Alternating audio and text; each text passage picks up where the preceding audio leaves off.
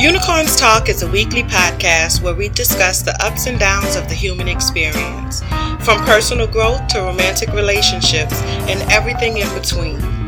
This show is for life livers, life lovers, and life enhancers. My name is Latrice Sampson Richards, your life enhancement coach, and together we're going to laugh, love, and learn to maneuver all of life's little messes. Let's go.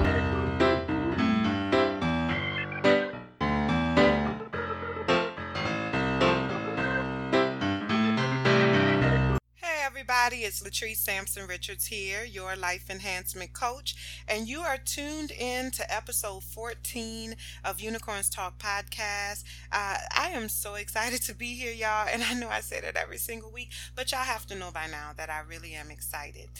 Today, I feel like I am extra excited because I have another first for the podcast. I feel like every week I have a first, like something that is happening for the very first time.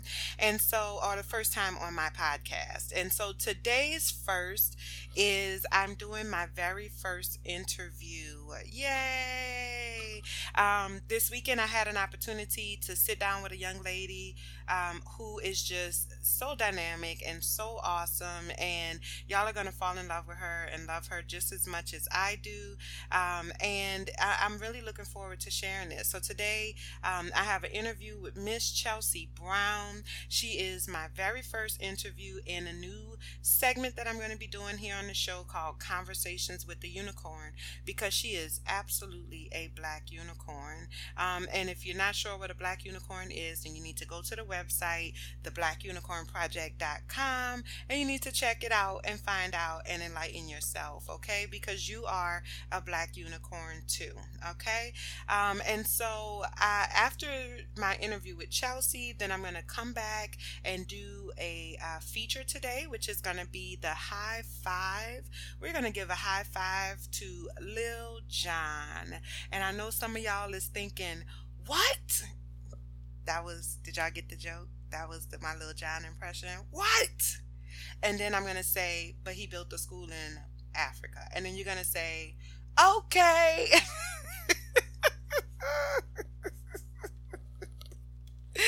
Y'all know I crack myself up. But anyway, so feature today is going to be a high five to Lil Jon.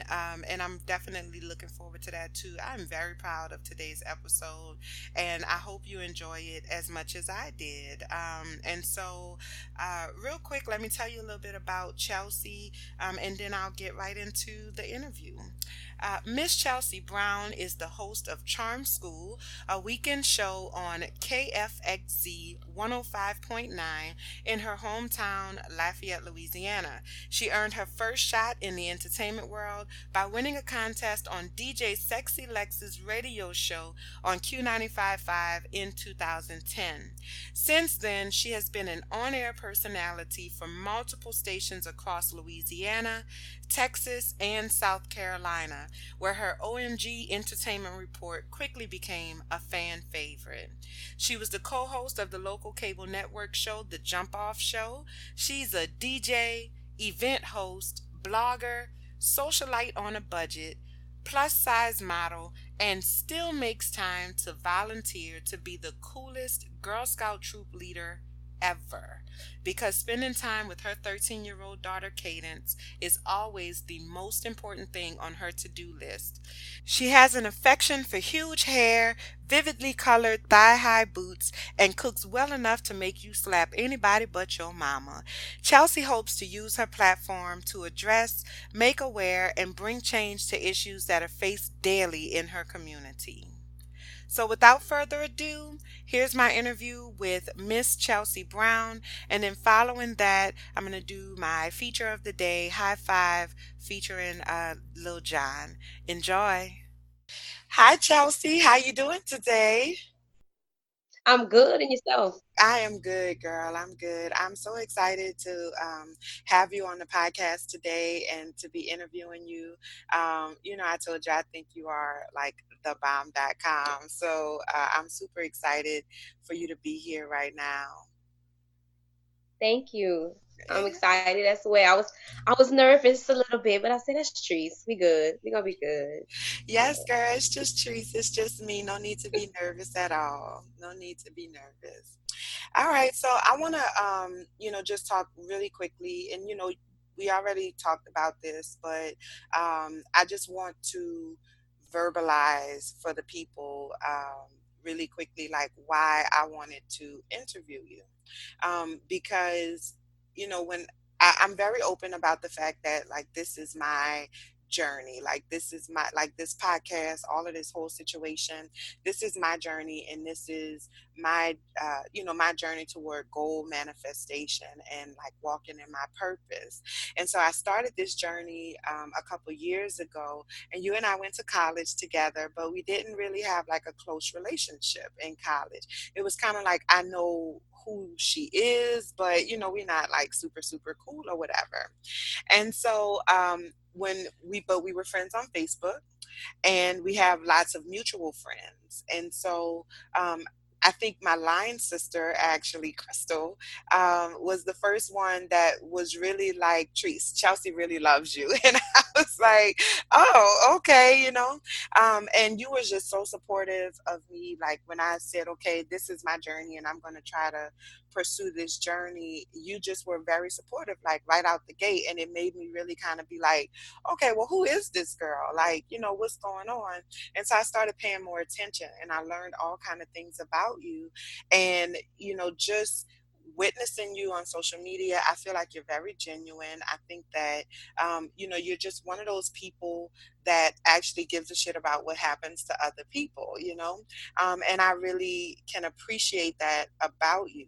And in the process of that, I feel like your star is rising, and definitely regionally, you're really kind of making a name for yourself, and people are taking notice. I mean, people love you. Like I don't see how anybody could not love you, and people are taking notice. And so there people that don't love you, Chelsea?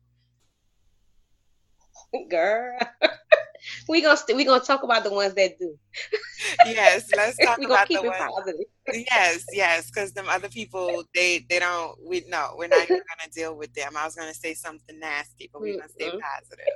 Yeah. And so I Correct. wanted to interview you because I think that that your genuineness, it comes from a place, like there is something in you. Like I just feel like there's a story there, you know what I'm saying? And I would like to be able to highlight you and just like who you are as a person, but then also to kind of just talk about what your story is and what your journey has been, and where you're headed in the future. And so I felt like, this is the perfect place to do this. And I don't know if you know this or not, but you are my first interview on my podcast, on the Unicorns Talk podcast. Oh, girl. So we Yeah. gotta get it popping. Okay. Okay. All right. Yes. It's no Yes. pressure, Trees. It's no pressure at No all now. pressure. No pressure at all. Don't worry about it. You'll be okay. You're natural. So Right. yeah, so I just wanted to, I'm really excited that you're here, and I really want to be able to share you with my listeners, which it's growing. I don't have, 20,000 downloads yet. But my listenership is growing, and I feel like I want these people to know who you are, because I think by them knowing who you are, it helps them to understand me a little bit better also, because I definitely feel a connection between us. Okay. Yeah. Well, let's get to it, I guess. Yeah. Okay, let's get to it. All right. So I want to know about Chelsea. I want to know about your story. So, what is your story? Like, what makes Chelsea who Chelsea is? What makes you a black unicorn? Well, I was born in a two-parent household, so I don't have a backstory when I was a child and I had it rough or had it hard, Um, I think my parents separated or divorced maybe in middle school, and by then I was old enough to understand life goes on. It is what it is. I was a gifted kid, honors classes, so I did well throughout high school. School came very easily to me. So again, there was no struggle there. I was into athletics. I mean, I had a great childhood. Towards the end of my high school year, though, I met a guy, and he had a whole lot of money, and he had a whole bunch of money and a whole bunch of cars and a big old two-story house in the great state of Texas. That's how they get you. And That's how they get you. that's how they do. That's how they do. Yes. And my green, naive behind, didn't know what was going on, and I just fell head over heels in love, and I got myself hooked up with a dope boy. So, that was the beginning, I think, of maybe a turning point in my life from good girl, green girl, not in the streets, always sheltered, always living pretty much straight and narrow. I used to fight a lot, but that was kind of in high school, but that's the extent of what I would do. And my mama knew if I got in a fight, you did miss something. So I wasn't just running rampant fighting people, but that's the extent of what I did. So I guess a turning point into womanhood for me was getting hooked up with this guy. And when I say hooked up, I mean my job at Popeyes, I couldn't work in the window because they were scared that somebody was going to come do me something or shoot at me. And my senior year of high school, we had surveillance cameras at school. I had to park in a certain spot that way the police officer could watch. Our Wow. phone was tapped. That I had never, the things which you see like on television is what we had going on here at Wow. home, yeah, in high school. And so, of course, I guess being that I never really got in trouble, my mama just kind of thought, well, with all this attention and all this going on, she's going to stop. She's going to leave him alone. Duh, mama, no, I'm not. So that so when it came time to go to college, I started up around at UL. I had a scholarship to UL. I had a scholarship to Xavier. I had a scholarship to Northwest. I had scholarships all over the place. But of course, I took the scholarship to McNeese because that's right at the Texas state line. Yes. So Yes. And the guy was in Texas, it right? was in Texas, yes. So I went out there to McNeese, and of course I flunked out, duh, because I was always in Texas with him, and Right. You wasn't focusing on school. You was I trying wasn't to. focusing on. I lost my scholarship. I lost my tops. I had to come home and I had to work. So that was the beginning of real life for me. I had to work, and then eventually, when I saw that I wasn't making any progress, I knew I needed to go back to school. And in that time, I ended up getting pregnant. I ended up getting with another guy. That was a few years later. I got pregnant. um we were actually engaged to be married. So, everything had happened with this other guy. I left that situation. And a few years down the line, I meet this other guy who had been around my family for so many years. And we got together, and I got pregnant. And Well, before that, we had been engaged. let me ask. So, how did you get out of that situation with the dope boy? I think he was scared of my mama. And I think He was scared when of your he, mama. He oh did, he was yeah, the dope oh, boy with the surveillance and the wiretapping, and he was scared of your mama. See, that's how black mamas do. That's how black. I was about to say, trees. I have a black mama. Yeah. Okay, he was scared. I have a black with red lipstick and red fingernails. She's not to be played. Yes. Don't play with the Okay, red don't, lipstick and the no red ma'am. fingernails. We not So he having kind of it. was exactly. So he kind of was like, you know what, homegirl. That was that situation. So he And actually walked away from you. it helped that I came home and that I was out of the situation and I was back home, because that made it harder for me to maneuver and get to him. But I guess the big chunk of the story I left out, even with that, I got pregnant for him.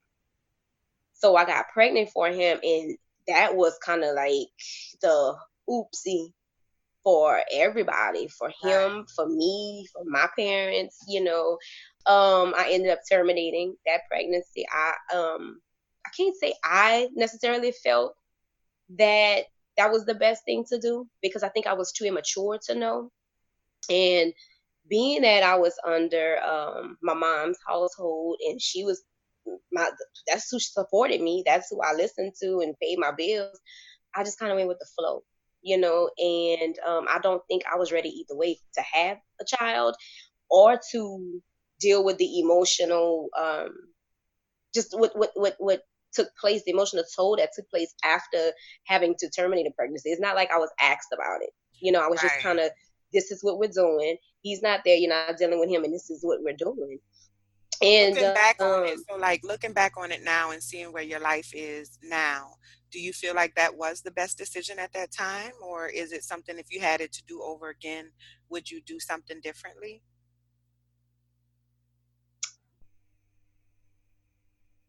I think it may have been the best thing to do at that time. And I can say that only because I'm speaking from a place of, I have a child. I have a child, and I know how to deal with a child, and so I know that it wasn't something that couldn't be handled. But I don't think I would have been able to deal with that at that time. So Right. So I so the guess decision was made and you didn't get to participate in that decision, but now as a woman with a child, with a daughter, no less, right? right. It sounds like, like you can understand to a certain extent how and why that was the right decision, but you also don't know if you would have made that decision again if you had known what you know now. Exactly.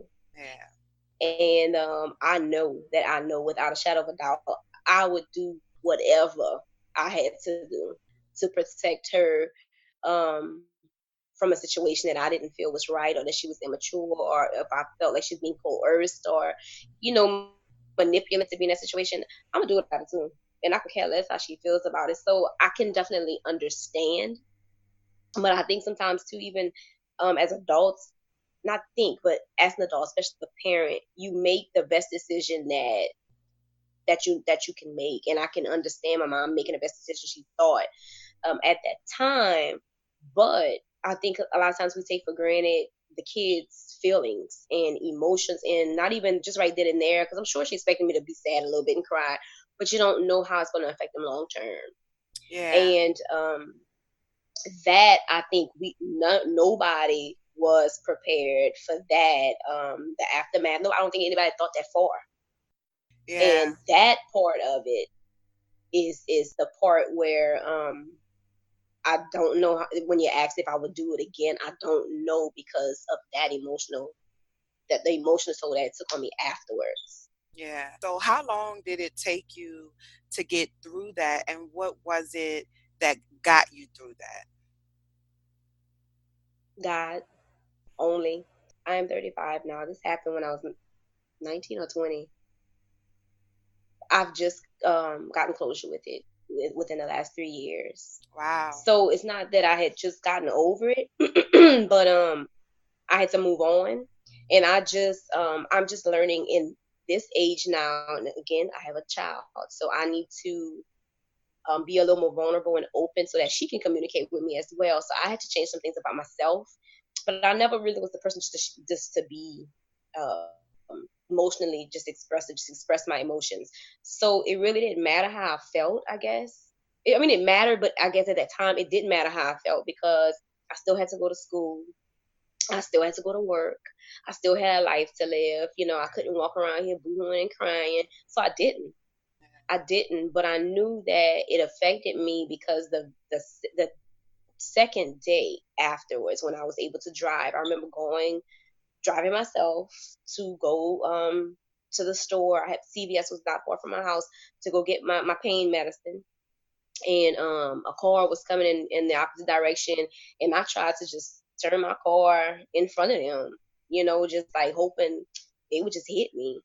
Yeah. And I, I know I didn't have control over the wheel. If it was my will, we wouldn't be talking today.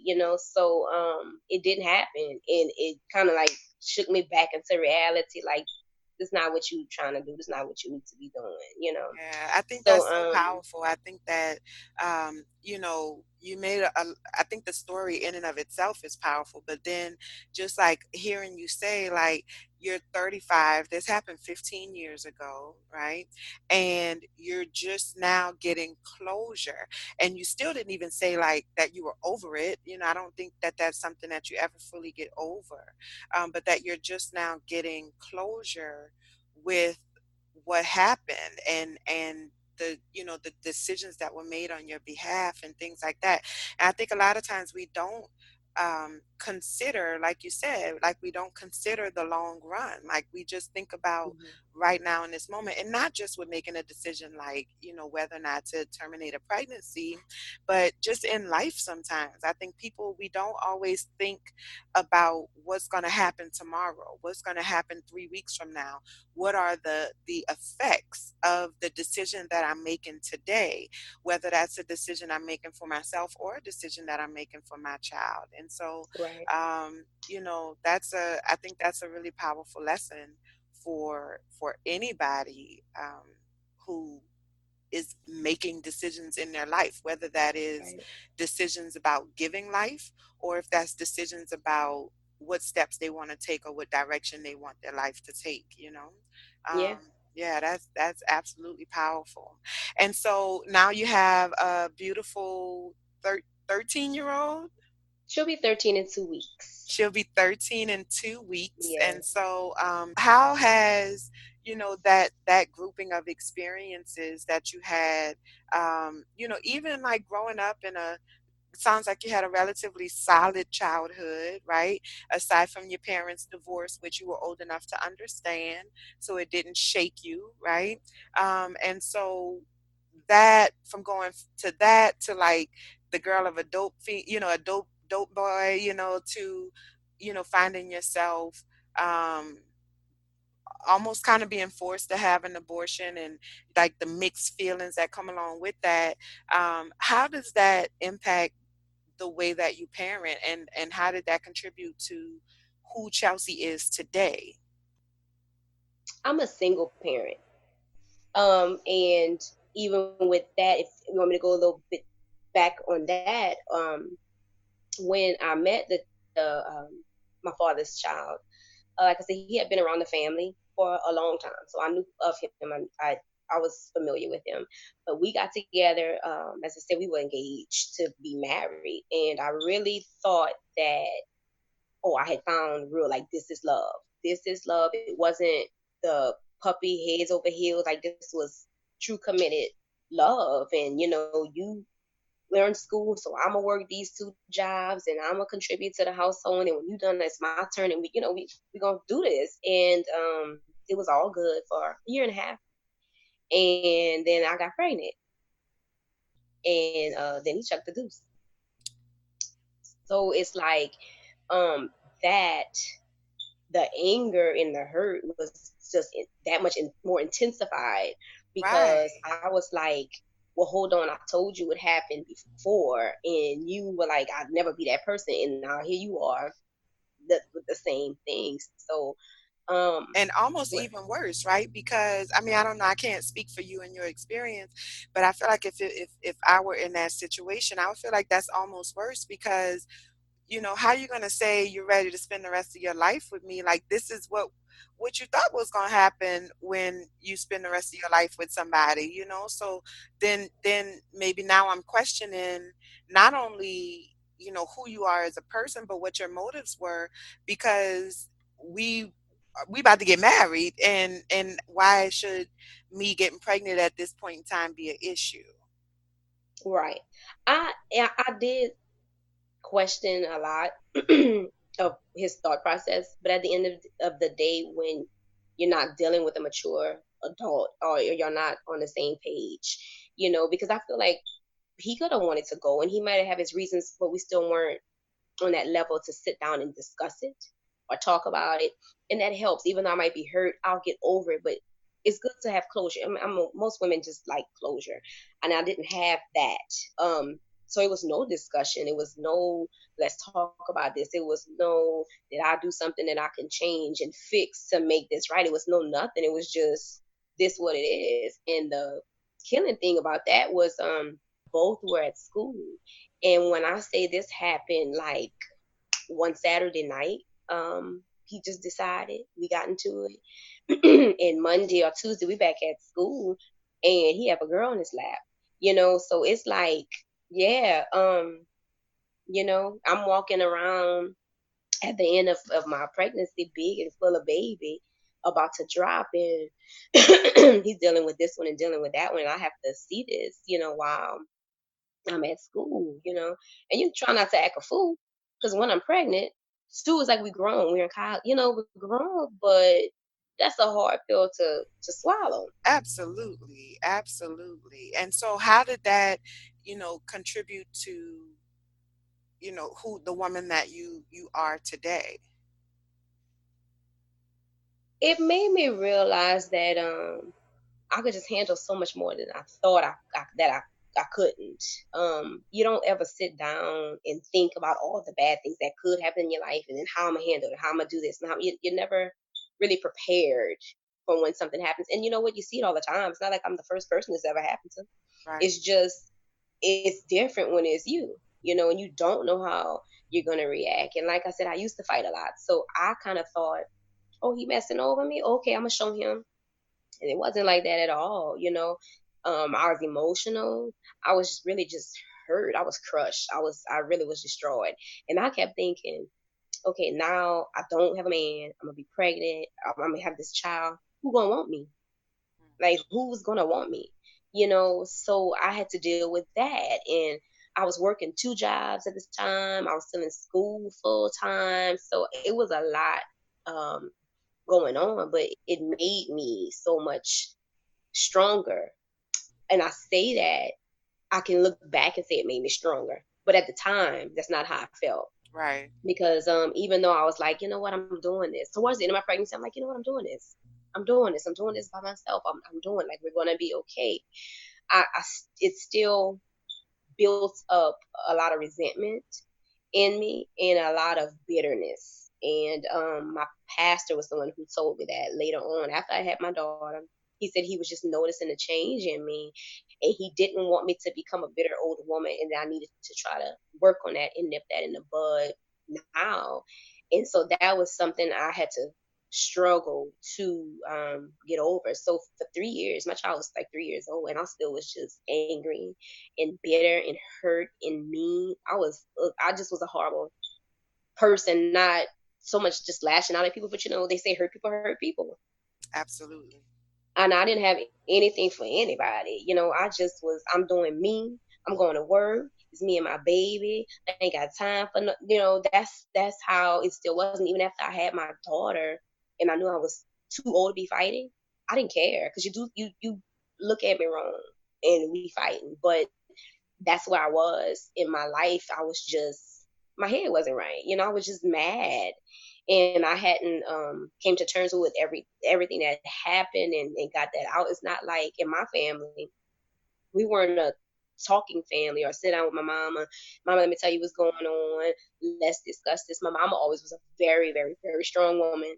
And I'm not saying that she looked at me as being weak, but I almost kind of took it as, if I'm like, well, mama, this, or, it's hurt my feelings, it would make me appear weak. And so that's not something I really ever displayed, was weakness or vulnerability.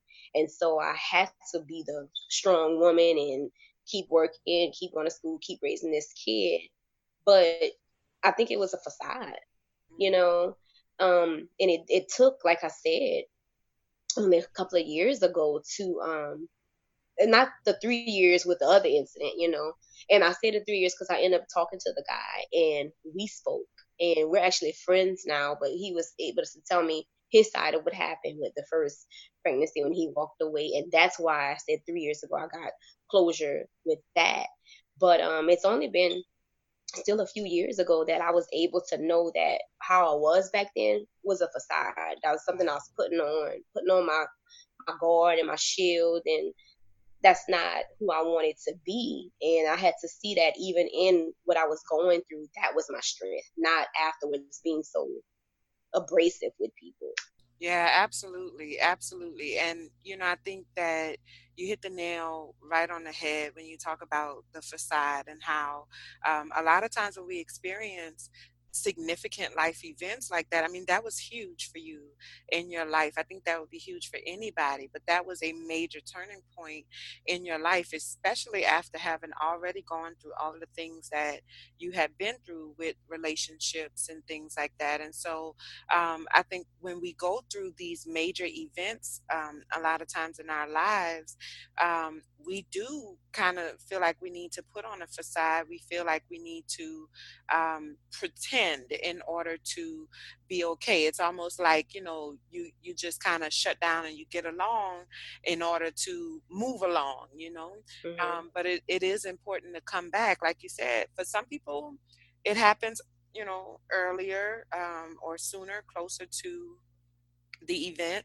But for some people, it can take years to really come out of it and come into yourself. And so I'm really, really glad that, you found a way to make it on the other side of that. And I appreciate you for sharing that, because there's a lot of people out there, unfortunately, who are going through the same thing or have been through the same thing. My hope is that listening to you talk about your experience and then seeing where you are now and what you learned from those experiences and how you've grown from that will help them to understand that they can do it too, and that they don't need to try to swerve into the oncoming traffic either, Right. that's not necessarily the best decision, and that's not something that needs to happen, that they can come out of it. So thank you for sharing that. Right. So I want to talk a little bit about like who your role models are. I know you talked about your mom and you said that Mhm. your mom is, a super strong woman. Who is your number one role model and why?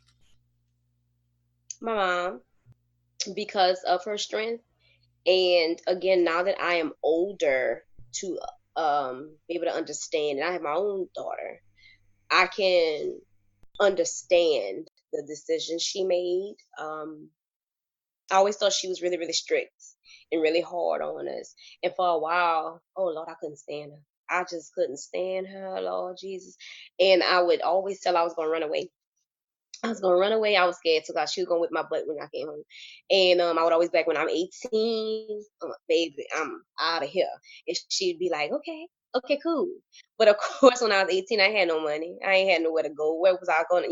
So that was very humbling in itself. Absolutely. But now I can look back and see her strength, because now I know the struggle, and I can see that a lot of the decisions she made and the way she, not even just with us, the way she carried herself, the way she still continues to carry herself.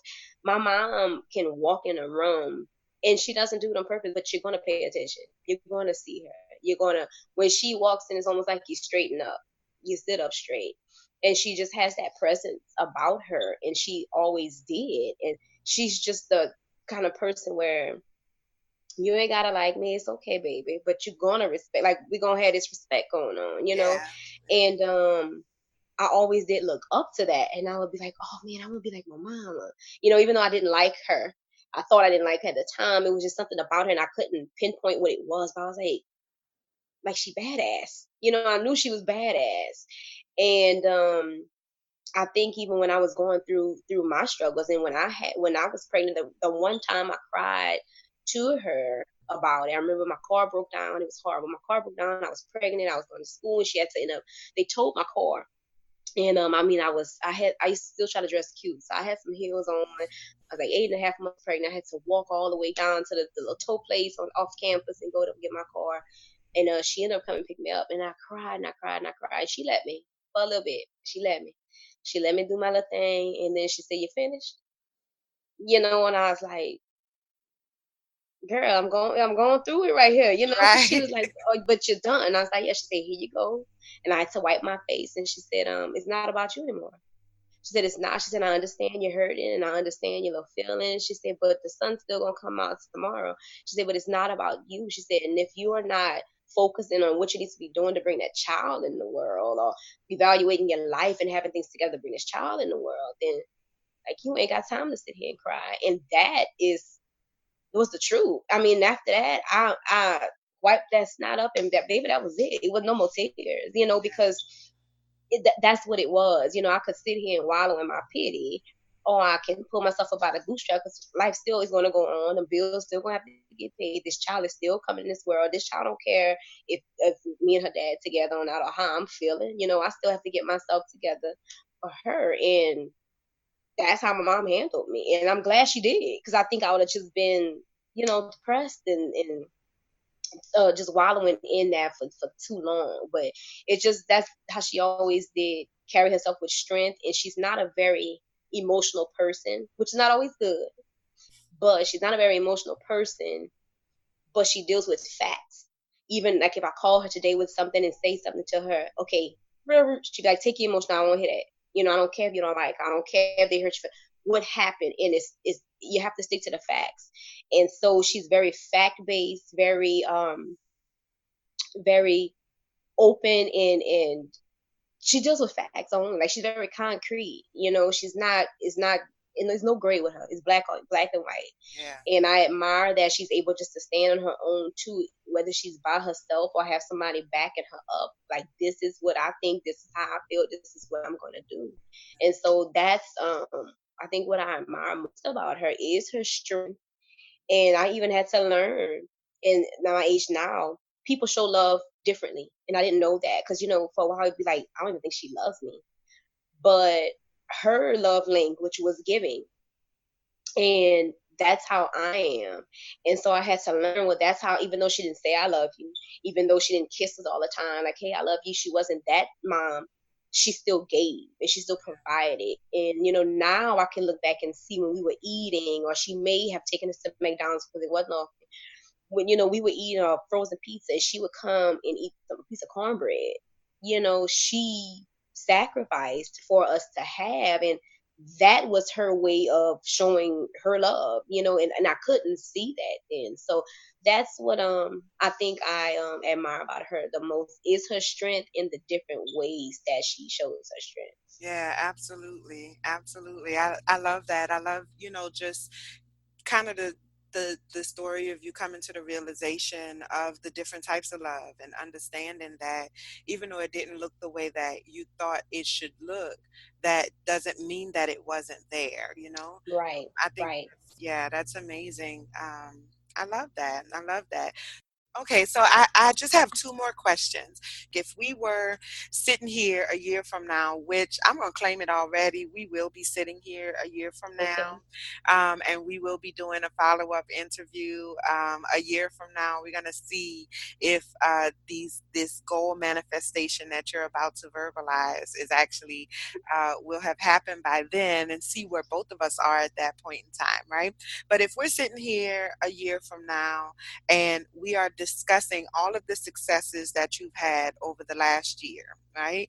What is it that we will be celebrating? What will we be, taking note of? What will those accomplishments be?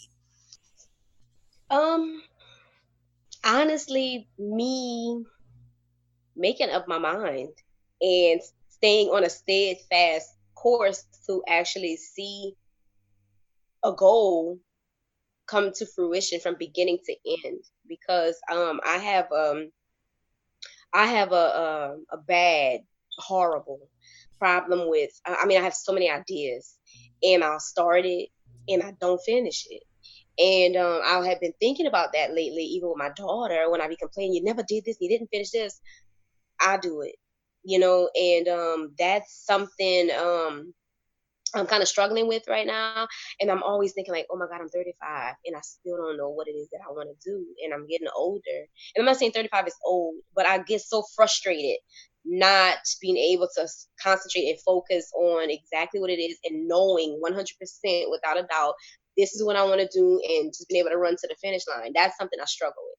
So for me, that's a goal for me, to be able to pinpoint that, know that, be passionate and dedicated about that, and be able to stick to it, to see it through. And I So don't really know kind of, when. increasing consistency, it sounds like, which is something I'm working on right now, in my own personal life, and professional life. But then also, it sounds like really for you, um, just figuring out what your purpose is, like what that life purpose looks like for you and how you can manifest that. So not necessarily, you don't necessarily, it sounds like, have goals in place already, but your goal Right. is to figure out what those goals are. Right. I do know, as far as talking about purpose, I was put here to serve. And again, that took a while to figure out because everybody now is talk of boss. I'm the boss, the boss, the boss, this, boss, that. That's wonderful, and that's great, right? Yeah. That's wonderful, and I want to be a boss in the sense that yeah, I'm still making money while I'm sleeping, but it's just too many chiefs and not enough Indians, and Girl, you better nothing speak gets that done. word. You better speak that And word. Yes, ma'am. you Yes. know, nothing gets done. And I'm not one to where I have to be seen because I feel like I've been through enough. I feel like when I'm helping people, like what you said before, somebody needs help. If I can, I'm helping you. I feel like when I'm helping them, I'm edifying myself and I'm building up myself. And as I'm helping somebody else get to their goal, if they know and they have a clear and concise goal and they just need a little bit of assistance from me, why would I not help them? And a lot of times when you're helping different people taking different paths toward their goals, you're starting to plant into yourself, you're feeding into yourself, and then your goal, if you don't have one, becomes that much clearer. And so I think that's what I tend to do. Um, the more normally, if the more hurt I am, or angry, or upset, or going through something, that's the more I help. And I think I do that as opposed to eating or bad habits or just slouching on the couch. Or that is my thing. That's my motivation. That's what keeps me going because I feel like when I'm feeding into somebody, it's still pouring into me, and then it starts to build me up again. It's like, okay, hey, let's go, and I can go back and finish my race. Yeah, so that kind of takes me into my final question, and I'm so upset that this is the last question. I have thoroughly enjoyed talking to you today, and like I said, I already claim it. We're gonna do this again a year from now. I'm gonna just go in and put it on the calendar. I'm gonna send you a Okay. calendar request, and that's gonna happen. But that really kind of segues into my last question for you today, which is, what is your legacy? What is the legacy that you want to leave behind? And what are you doing today to contribute to that legacy? Ultimately, I want to have my own nonprofit organization dealing with young ladies, young girls coming out of college, excuse me, high school and college, to transition into the real world, be it college or technical school or skills or into family life. I want my own nonprofit, just being able to help them with their resources, whether it be applying for food stamps or scholarships, grants, whatever, interview skills. I needed somebody to help me because that was the time in my life that I had the most struggle in my life, and that is ultimately what I want to do. So right now, I tend to touch girls. Like I'm normally dealing with something where it's dealing with young girls, middle school, high school girls. I do a lot with Northside High, very closely with them. We just finished up with homecoming. I helped the homecoming course, so I got to know them. There's L Viking there, and it's an intimate group of girls, just touching and meeting them once a month. It gets a little personal where not the guidance counselor, but it's somebody outside of the teacher where they can still speak to me. I can still mentor them. I can still talk to them. And so I think that is what I'm starting to do as far as my legacy. And actually next summer, my best friend and I have is going to be in Ngozi Girls. So that's our own group that we're starting. I started with Girl Scouts. There was not an all black troop out here. My daughter was the only little black girl in our Girl Scout troop, and she was a lot of times left out. And I became a troop leader. So now I want to start my own thing, not per se just following what's mainstream, but different things. I want to show them the arts. We have an African dance teacher coming from New Orleans who's going to help them. We want to show them about meditation. We have a hip hop guys coming in. We have a artist coming in, a black artist in the area coming in. So we just want Wow. to kind of show them culture outside of the norm that they may not get, and we especially want to gear it towards the parents that cannot afford to send them to, the Acadiana Center for the Arts that's $200-300 a week. We don't want it to be that, and these kids are missing out on that. So slowly but surely, we're just touching girls here and there. And I'm the person, if all I made an impact on was one person, that person went on and they said, she helped me, or I was in this point, or I wanted to kill myself, or I felt like giving up, but I got with her or seen her or spoke to her and I didn't. Girl, I'm good. Yeah, I'm good. So right now I'm just touching here and there, touching, a lot of times parents, I'll be in the store and they'll come up to me, my daughter was telling me, my daughter, and I'll be like, I don't do it for attention. I don't do it for fame. I'm not one to toot my horn and even say what I'm doing. Most people don't know what I'm doing. They might just see me here or there when I post, but that let me know when the parents are like, Miss Chelsea, my daughter said, it's like, okay, so this working. Slowly but surely it's working. So absolutely. that would be my legacy, just to leave a lasting impression on the young Black girls in my community. Absolutely. Chelsea, I love you so much. I just really Ah, need you to know thank that, you. like, I love you too. and so one, I need to get on program for this summer, to come and talk to you girls and work with your Yes, girls. ma'am. I'm for real. I need to get on program. Okay, so Yes. that's one. But two, because I have so many thoughts in my head right now.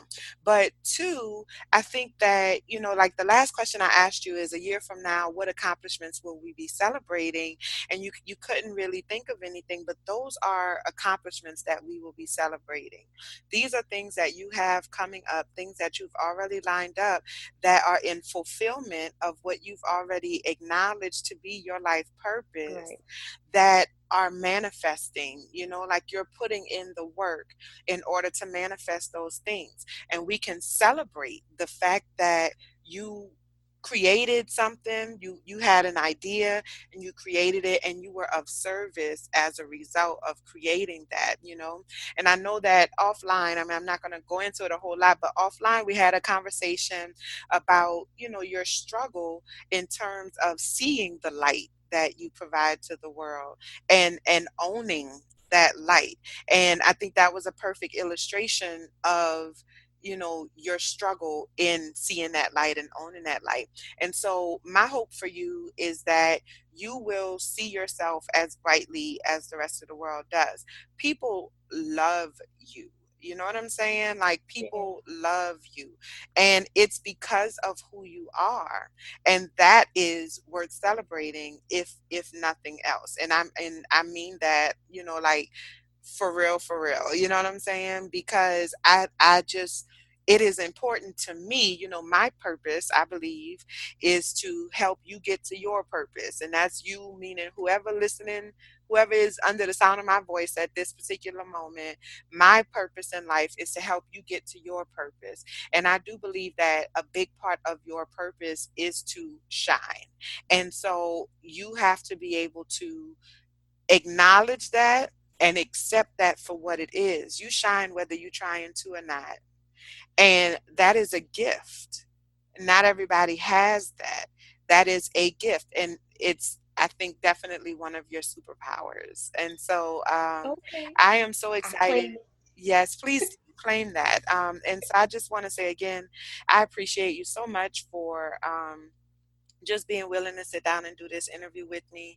And this is our first official working together situation thing, but it is absolutely not going to be the last, because I do believe that, our vision and well, I'm going to help you create your vision. We're going to work on that, because that's what I do for a living, girl. That's what I do. Okay. This is Won't what he I do it? do. Yes, yes. So we're going to work on helping you to get that vision worked out and understood, so that you can pursue it more aggressively. But I feel like our purpose is aligned, and I think that there is a reason that our paths have interacted with each other at this point in life. And so I'm excited about, growing together, and seeing where we both land, or if we ever land, girl. I don't know if I'm really trying to land. I think I'm Okay. just Okay. just trying to be up in the clouds from time to time. But Okay. thank you so much. Why don't you just really quickly go ahead and let everybody know how they can get in touch with you, your social medias and things like that. You got a website yet? You're gonna We're gonna help work me. on that. Yes, I am. Yes, I am. I have a domain name. Oh, oh, I well, saw see, it's a step in the right direction. Go ahead right, and let right. everybody know how they can get more of your light shining brightness. Well, for more light, shining brightness, and a whole lot of smack talking, because I can't say I do that. You can reach me on all social media outlets at Please Say the Miss. That is PLZSAYTHEMISS. That's Facebook, Instagram, and Twitter, because I am not on Snapchat. I'm not on Snapchat either. Snapchat I don't bothers me. understand I don't it. really I don't understand understand Snapchat. Yeah. it. So, yeah. And I'm going to make sure that I put links in the description box for how to get in touch with Chelsea. If you want to support any of the events that she has and her, I love the black brownies. I am so excited about that. And so like for real, I'm so excited about that. And so if you want to link up with Chelsea, if you offer services that you think might be in alignment with what she has going on or something that you might want her to help you to get on track or something like that, I'm going to put all of her information in the description box. And me and Chelsea are going to do some stuff again real soon. I'm looking forward to it and I'm claiming it. I Claiming. claim the girl. Hallelujah. Thank you for having me, Trees. Thank you. Thank you.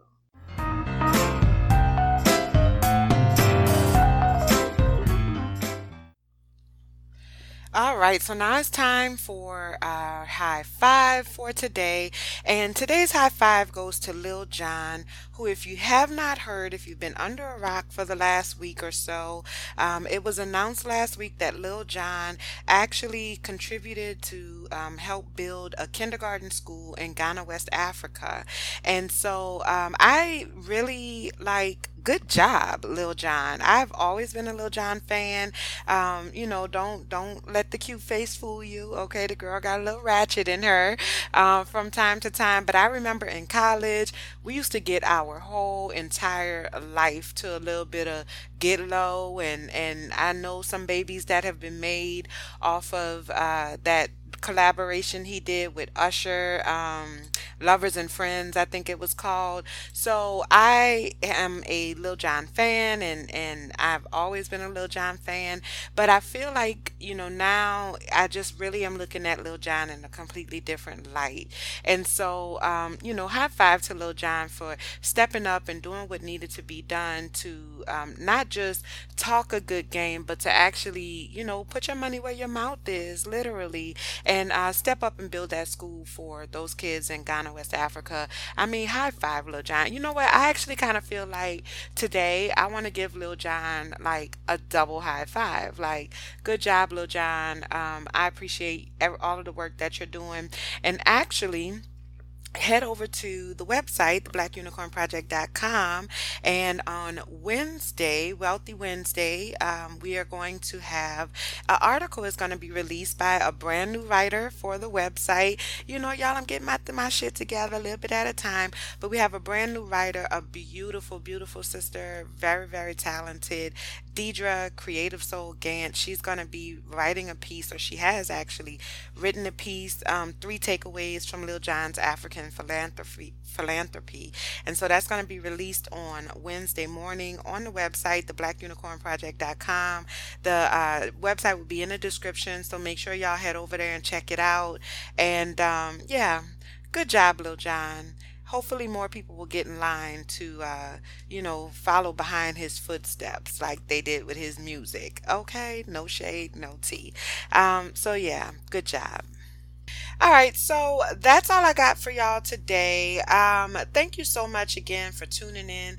I really appreciate all of the love and the support. Make sure that you download, like, subscribe, share, leave a comment, rate. Let me know what you think. Let your friends and family know what you think. If you like what you heard today, please share me with the world. That is the best way that you can help.